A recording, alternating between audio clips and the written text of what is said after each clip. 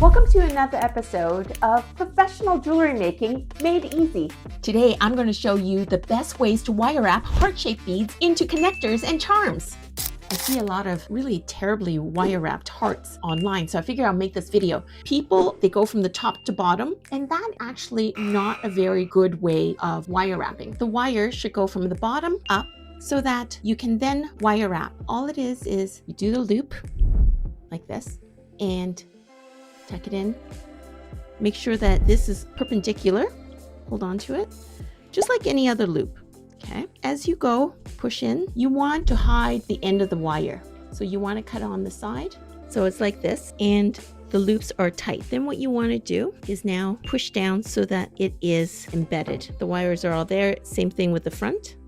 It also helps to have tiny pliers that come to the point. If you have to press down on anything that is a crevice, it reaches inside. Information about these pliers, they're inexpensive, they're really good. Do adjustments now. You're going to finish off here and you're not going to go back to it. Then you wire wrap the bottom. And then you straighten out before going around. And then make sure that you're still liking where it's sitting before you tighten. Use your flush cutters like that and always straighten out. So now you have this done perfectly. The wires are tucked in, there are no sharp edges, and you don't see it.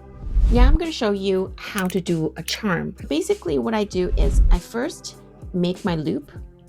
I put my finger here and I bend it so that now the loop is right over the wire, like a number 9. I open up a little bit and I slip this in.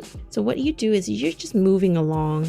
And this also helps to use another pair of pliers. As I'm going, I'm pushing this here like this. And eventually I want this to be a pendant where this is having a chain through. I want it to look like this. The coil goes this way. I'm going to push it a little bit further and then I'm going to trim. I want it on the side. Before I move it back, go and pinch it. This is where a good pair of pliers really helps. And then I move this forward like this. The coils are tucked in, and then I make sure that it is over right in the center like this.